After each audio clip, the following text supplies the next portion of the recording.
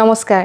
সৰু সৰু কিন্তু ভয় লগা কিছু ভৌতিক ঘটনালৈ প্ৰত্যেক দিনাখনৰ দৰে মই ঝৰ্ণা আহিছোঁ আপোনালোকৰ কাষলৈ আৰু আজি লৈ আহিছোঁ মৌচুমী কলিতাই লিখি পঠিওৱা এক বৰ শিহৰণকাৰী অভিজ্ঞতা এই অভিজ্ঞতা আপোনালোকৰ আগত ব্যক্ত কৰাৰ আগতে অনুৰোধ কৰিছোঁ যদিহে আপুনি মোৰ ইউটিউব চেনেলটো এতিয়া সাবস্ক্ৰাইব কৰা নাই যদি বেয়া নাপায় সাবস্ক্ৰাইব কৰি থব ইনষ্টাগ্ৰামত থকা একাউণ্টটো ফলো কৰিবলৈ নাপাহৰিব আৰু ফেচবুকৰ পেজখনো যদি এতিয়ালৈকে ফলো কৰা নাই তাকো কৰি থব যাতে মোৰ ভিডিঅ'বোৰ অহাৰ লগে লগে আপোনালোকে এটা নটিফিকেশ্যন পায় আৰু এতিয়া পলম নকৰি আগবাঢ়ো মৌচুমীৰ অভিজ্ঞতাৰ ফালে এই ঘটনাটো ঘটিছিলে মৌচুমীৰ লগত কিন্তু আজিৰ পৰা প্ৰায় 20 বছৰ আগৰ ঘটনা তেতিয়া মৌচুমী একেবাৰে সৰু 5-6 বছৰীয়া কেঁচুৱা এই ঘটনাটো আসলতে হৈছিলে কি এই কথা পিছত মৌচুমীয়ে নিজৰ মাক আৰু আইতাকৰ মুখত শুনিছে গতিকে আহকচোন যাওঁ শুনো তেওঁৰ লগতনো কি ঘটিছিলে তেতিয়া আজিৰ পৰা 20 বছৰ আগৰ কথা তেতিয়া মৌচুমী প্ৰথম শ্ৰেণীৰ ছাত্ৰী তেওঁলোকৰ ঘৰত মৌচুমীৰ মাক দেউতাক আৰু ককা আইতাক থাকে আৰু ঘৰৰে এখন ওচৰৰ প্ৰাইমেৰী স্কুলত মৌচুমীক নামভৰ্তি কৰোৱা হৈছে প্ৰত্যেক দিনাখন মৌচুমী স্কুললৈ গৈ বিৰাট ভাল পায় আৰু তাই হেনো বৰ কথা কৈছিলে মানে একদম প্ৰথমৰ পৰাই বিৰাট টকটকীয়া এদিনাখনৰ কথা স্কুলৰ পৰা অহাৰ পিছত মৌচুমীৰ মাকে আকৌ কি কৰে স্কুললৈ যাওঁতে তাইক গা ধুৱাই নপঠিয়ায় হাত ভৰি ধুৱাই ধুনীয়াকৈ চুলি তুলি আঁচুৰি ইউনিফৰ্ম পিন্ধাই পঠিয়ায় স্কুলৰ পৰা অহাৰ পিছত তেতিয়া গৰমৰ দিন আছিলে তাইক ভালকৈ মানে গা পা ধুৱায়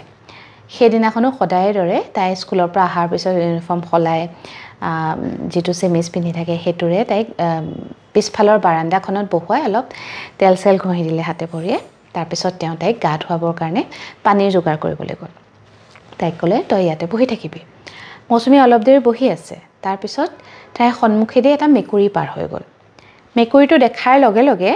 মৌচুমীয়ে পাহৰি থাকিলে মাকে যে তাইক তাত বহি থাকিবলৈ দিছিলে মেকুৰীটো খেদি যাবলৈ গ'ল তাহাঁতৰ আকৌ পিছফালৰ চোতালখনত পিছতে এখন বাৰী আছে আৰু বাৰীৰ একেবাৰে শেষত এটা পুখুৰী লগতে এখন প্ৰকাণ্ড বাহনীখন বিৰাট জয়াল মানে দিনতো মানুহ অকলে তালৈ যাবলৈ ভয় কৰে তাৰপিছত মৌচুমী গ'ল পুখুৰী পাৰত বাহনী দৰাত গৈ তাই থিয়হি আছেগে মাকে ইফালে তাইক বিৰাট বহি থকা নেদেখি হুলস্থুল লাগিছে কলৈ গ'ল ছোৱালীজনী আগফালে পিছফালে বিচাৰিছে তাৰপিছত কেনেবাকৈ পুখুৰীত পৰিলে নেকি বুলি ভয়ে ভয়ে তেওঁ পুখুৰী পাৰলৈ গৈছে কিন্তু ভগৱানৰ কৃপাত মানে তাই পুখুৰীত পৰা নাই কিন্তু পুখুৰীৰ কাষতে থকা বাহনী দৰাত তাই থমথমকৈ থিয়হি আছে মাকৰ মানে বুকুখন চিৰিংকৈ মাৰিছে যে ছোৱালীজনী এই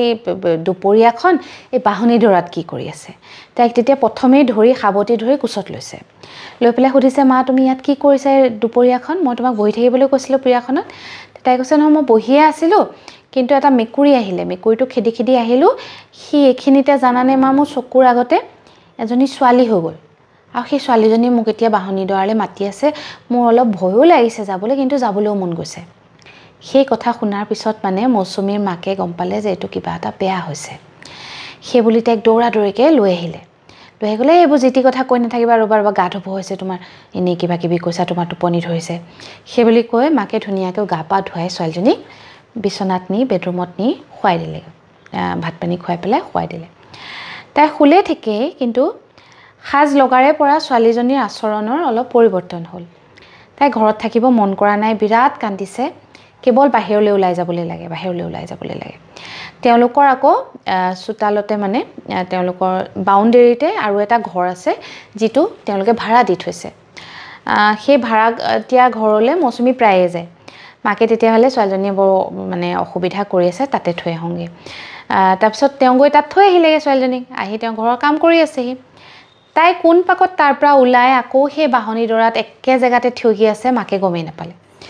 যেতিয়া মাকে তাইক আনিবলৈ গৈছে ভাড়াতীয়া ঘৰে গ'লে তাইতো গ'ল কাৰণ তাই সদায় তেনেকৈ অহা যোৱা কৰে নিজেই যায় নিজৰ কম্পাউণ্ডৰ ভিতৰতে ঘৰটো সেইদিনাখন গ'ল কিন্তু ঘৰলৈ যোৱা নাই মাকৰ আকৌ বিৰাট ভয় লাগিছে কিন্তু তেওঁ এবাৰ গম পাইছে যে তাই বাহনী দৰালৈকে গৈছে চিধাই তেওঁ গৈ দেখিছে সেই একে জেগাতে মৌচুমী থিয়হি আছে এইবাৰো মাকে লৈ আহি এইবাৰ অলপ ধমক দিয়া দি তাইক কৈছে তুমি কিয় আহিছা এই সাজ লগাখন ইয়ালৈ এনেকৈ তেনেকৈ বুলি কৈ তাইক ভিতৰলৈ লৈ আহিলে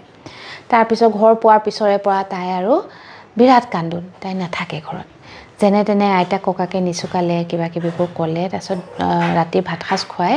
তাইক শুৱাই দিলে তাই টোপনিও গ'ল ঠিকে 8:30-9 মান বজাত কিন্তু দুপৰীয়া ৰাতি 12 বজাৰ লগে লগে তাই আকৌ সাৰ পালে সাৰ পাই এবাৰ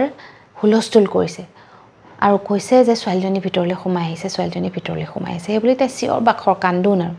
সেই ৰুমটোতে নাথাকে মানে তাই আইতাক ককাকে তাৰপিছত নিজৰ ৰুমলৈ নি ছোৱালীজনীক নিচুকাই যেনে তেনে শুৱালে এই ঘটনাটো কেৱল সেইদিনাই নহয় তাৰ পিছত প্ৰায় এসপ্তাহমান হ'ল দিনত মৌচুমী ভালে থাকে ৰাতিপুৱা উঠিয়াই ধুনীয়াকৈ মাকে হাত ভৰি ধুৱাই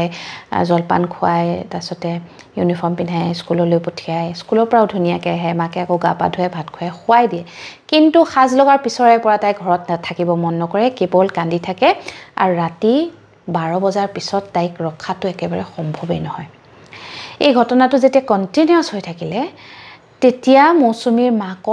মাকে তেতিয়ালৈকে সেই ঘটনাটো তাই যে মেকুৰী এটা দেখি বাহনী দৰালে গৈছিলে সেই ঘটনাটো ঘৰৰ কাকো কোৱা নাছিলে আচলতে তেওঁ পাহৰি আছিলে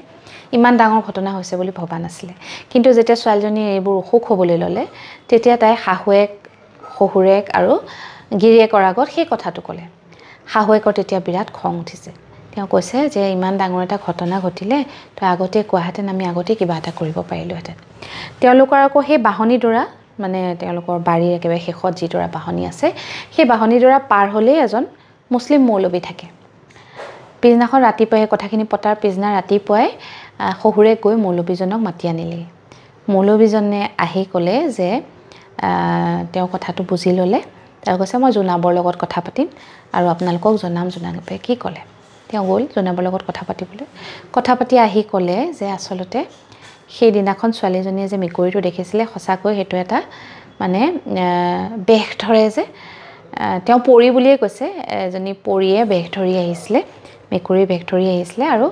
আপোনাৰ ছোৱালীজনী পৰিৰ দৰে ধুনীয়া গতিকে তাহাঁতে তাইক নিজৰ লগত নিবলৈ চেষ্টা কৰি আছিলে আৰু মানে যদি ঘৰৰ মানুহ নাথাকিলেহেঁতেন তাইৰ লগত আৰু ককা আইতাক বিশেষকৈ বয়সীয়াল মানে আৰু ভগৱানৰ বিৰাট ভক্তি কৰা মানুহ গতিকে তেওঁলোক ঘৰত থকাৰ কাৰণে আৰু অনবৰতে তাইৰ লগত থকাৰ কাৰণে পৰিয়ে বহুতবাৰ চেষ্টা কৰিও ছোৱালীজনীক নিজৰ লগত নিব নোৱাৰিলে মানে ভগৱানৰ কৃপাত আচলতে তাই বাচিলে নহ'লে যদি লৈ গ'লহেঁতেন তাইৰ কিবা এটা ডাঙৰ অনিষ্ট হ'লহেঁতেন আৰু তাৰপিছত তেওঁ এটা তাবিজ জাৰি দিলে আৰু লগতে মাকে আৰু কাৰোবাৰ ওচৰত ছোৱালী গৈ কোনোবা এখন থানলৈ গৈ তাতো সেই একেটা কথাই ক'লে পৰি বুলি কোৱা নাই কিন্তু কিবা এটা বস্তুৱে যেন তাইক অসুবিধা কৰি আছে তাইক লগত নিব বিচাৰিছে সেই কথাটো ক'লে আৰু তেওঁলোকেও অলপ সৰিয়হ জাৰি দিলে সেই জৰা সৰিয়হখিনি তেওঁলোকৰ বিচনাৰ তলত ছটিয়াবলৈ দিলে আৰু লগতে ছোৱালীজনীক মানে ভৰ দুপৰীয়া কাল অকলে বাহিৰত এৰিবলৈ মানা কৰিলে লগতে সাজ লগাৰ সময়ত অকলে বাহিৰত এৰিবলৈ মানা কৰিছে এই ঘটনাটো ঘটা আজি 20 বছৰ হ'ল কিন্তু সেই তাবিজটো আৰু সৰিয়হখিনি ব্যৱহাৰ কৰাৰ পিছত মৌচুমীৰ লগত আৰু কেতিয়াও এই ঘটনা ঘটা নাই মৌচুমীৰ পিছে এই কথাবোৰ একেবাৰে মনত নাই কিন্তু পিছত যেতিয়া মাক আৰু আইতাকে তাইক কথাখিনি কৈছে পৰিয়ালৰ মানুহেও সকলোৱে জানে তেওঁলোকৰ মানে চৌহদত থকা ভাড়াতীয়া মানুহঘৰেও জানে এই কথাবোৰ যেতিয়া তাই শুনিলে তেতিয়া মানে তাই অলপ আচৰিত নলগা নহয় কাৰণ এটা অসম্ভৱ যেন ঘটনা কিন্তু যেহেতু তাইৰ জীৱনত ঘটি গ'ল তাক বিশ্বাস কৰিবলৈ তাই বাধ্য আৰু লগতে শেষত তাই লিখিছে যে যাৰ লগত ঘটে সিহে আচলতে জানে এইবোৰ সঁচা নে মিছা নহ'লেতো শুনিলে সাধু কথা যেনেই লাগে আমিও আচলতে এই শিতানটো বিশেষকৈ মনোৰঞ্জনৰ শিতান বুলিয়ে মই কওঁ কাৰণ যিসকলৰ লগত ঘটিছে তেওঁলোকে বাৰু ভুক্তভোগী কিন্তু তেওঁলোকৰ অভিজ্ঞতাবোৰ আমাৰ লগত শ্বেয়াৰ কৰিছে আৰু আমি শুনা আৰু মনোৰঞ্জন লোৱাৰ বাহিৰে তাৰ বেলেগ একো পাৰপাছ নাই গতিকে এইটো এটা ঘটনা মৌচুমীৰ লগত ঘটিলে 20 বছৰ আগত আৰু তেওঁ আমাৰ লগত শ্বেয়াৰ কৰিলে মই আপোনালোকৰ আগত বিলাই দিলোঁ শুনি কেনেকুৱা পালে জনাবৰ কাৰণে পিছে ভিডিঅ'টোৰ তলত কমেণ্ট কৰিবলৈ নাপাহৰিব আকৌ এবাৰ মনত পেলাই দিওঁ যদি আপুনি মোৰ কিতাপখন পঢ়িব বিচাৰিছে হয়তো আপোনাৰ অভিজ্ঞতাটো সেই সংকলনত থাকিব পাৰে গতিকে তাৰ বাবে www.rong.digital লৈ গৈ সৰু সৰু কিন্তু ভয় লগা কিছু ভৌতিক ঘটনাৰ মোৰ প্ৰথমখন সংকলন পঢ়িব আৰু পঢ়ি জনাবলৈ নাপাহৰিব যে কেনেকুৱা পালে আজিৰ এই অভিজ্ঞতা ইয়াতে সামৰিছোঁ কাইলৈ নিশা এক নতুন ঘটনালৈ আপোনাক কাষ চাপিম এতিয়ালৈ আহিছোঁ শুভৰাত্ৰি